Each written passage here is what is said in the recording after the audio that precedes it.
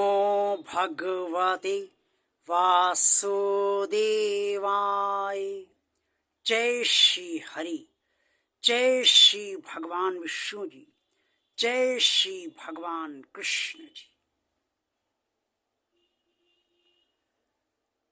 परमात्मा श्री कृष्ण जी ने अर्जुन से कुरुक्षेत्र के मैदान में ये तो कई बार कहा कि कर्म फल में मनुष्य को लिप्त नहीं होना चाहिए, लेकिन उन्होंने इसके बाद ये भी बताया कि कर्म फल में मनुष्य किस तरह से लिप्त नहीं हो पाएगा। भगवान श्री कृष्ण जी ने अर्जुन से कहा, योग युक्तो विशुद्धात्मा विजितात्मा चितेन्द्रिया सर्वभूताताम भूतात्मा कुर्वनापि न लिप्यते। श्रीमद् भगवद गीता के अध्याय 5 श्लोक 7 में वर्णित इस उक्त श्लोक में ये भगवान श्री कृष्ण जी ने कहा है कि जिसका अंतकरण शुद्ध है, जिसका मन उसके वश में है, जो जितेंद्रिय है अर्थात जिसने अपनी इंद्रियों को जीत लिया है, इंद्रियां उसके वश में है, जिसके भीतर समस्त प्राणियों की आत्मा का स्वामी परमात्मा आत्म रूप में स्थित है, वो कर्म में लिप्त नहीं होता है।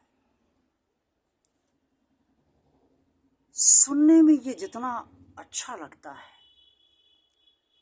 व्यवहार में ये उतना ही कठिन मालूम होता है, क्योंकि मन को अपने वश में करना, इंद्रियों को अपने वश में करना अत्यंत दुष्कर अर्थात अत्यंत कठिन कार्य मालूम पड़ता है। लेकिन जो लोग परमात्मा से जुड़े होते हैं, जो भगवान से जुड़े होते हैं, जिनका हृदय, जिनका अंतकरण भगवान से जुड़ जाता है, जिन्हें भगवान से ही आनंद प्राप्त होता है, भगवान से ही सुख प्राप्त होता है, भगवान से ही शांति प्राप्त होती है, और जो भगवान के साथ ही रहना चाहते हैं, ऐसे लोगों का मन उनके वश में इसलिए हो जाता है क्योंकि मन भी उनका परमात्मा से जुड़ने लगता है और जुड़ता चला जाता है। ये जुड़ाव बढ़ता ही चला जाता है। अब इंद्रियों का स्वामी कौन है? मन। तो जब स्वामी ही परमात्मा से जुड़ने लगता है, इसका जुड़ाव बढ़ता जाता है, तो इंद्रियां अपने आप वश में आ जाती हैं, और जैसे जैसे मन जुड़ता जाता है परमात्मा से और उसका जुड़ाव बढ़ता जाता है, वैसे वैसे मन की जो गलत वृत्तियां हैं वो भी शांत होती जाती हैं और बुद्धि स्थिर होती जाती है, क्योंकि बुद्धि भी मन की विषयों को पूरा करने में ही अपना पूरा दिमाग लगा देती है, अपना पूरा कार्य करती है, विवेक उसके अनुसार कार्य करती है। तो जब मन शांत हो जाता है, परमात्मा में लग जाता है, तो बुद्धि भी स्थिर हो जाती है, और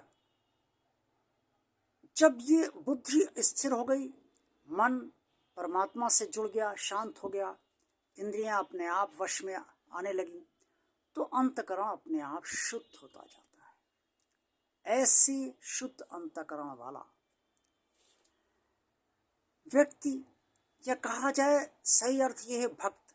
भक्त जो भी कर्म करता है, चाहे वो अपने लिए करे, चाहे वो अपने परिवार के लिए करे, चाहे वो अपने मित्रों या रिश्तेदारों के लिए करे, चाहे वो समाज के लिए करे, देश के लिए करे, मानवता के लिए करे, वो किसी भी कर्म के फल से लिप्त नहीं होता।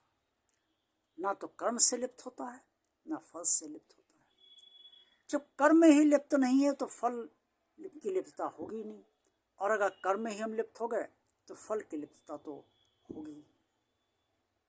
लेकिन जो परमात्मा से जुड़ जाता है वो ना तो कर्म में लिप्त होता है, और जब कर्म में लिप्त नहीं है तो फल में भी लिप्त वो नहीं होता है।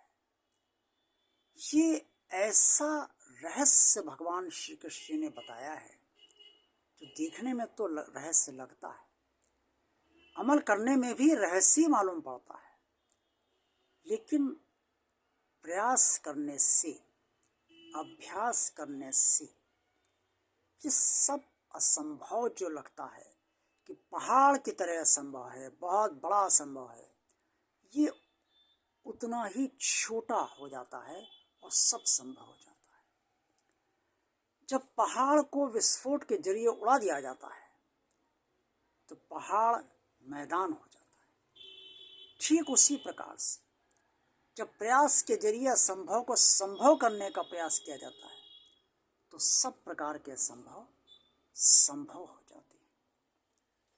इससे कुछ भी मुश्किल नहीं है। परमात्मा से जुड़ाव बढ़ाते रहिए, अपने आप मन वश में आता जाएगा, इंद्रियां वश में आती जाएंगी, अंतकरण शुद्ध होता जाएगा और कर्म का बंधन नहीं रहेगा। मैं कर्म कर रहा हूँ, मैंने इतने कर्म कर डाले हैं, मुझे और कर्म करने हैं, ये सब विचार ही नहीं रहेंगे, उत्पन्न ही नहीं होंगे, और जो भी फल होगा वो परमात्मा को देना है। मैं तो मुझसे जो कर्म करवाए गए मैंने कर दिए, अब फल परमात्मा को देना है, फल में कोई लिप्तता नहीं। तो बहुत सरल है ये बात। इस बात को आप सब इसे पूरी तरीके से फॉलो कीजिए, इसका अनुसरण कीजिए, क्योंकि भगवान श्री कृष्ण ने आपके कल्याण के लिए ही ये बात बताई है और आपका जीवन सुचारू रूप से चले इसके लिए ही बताई है। आप सुख शांति आनंद से जीवन व्यतीत करें, इसके लिए भी बात बताई। ओम नमो भगवते वासुदेवाय। जय श्री हरि, जय श्री भगवान विष्णु जी, जय श्री भगवान कृष्ण जी। भगवान और आप चैनल आप सबका चैनल है।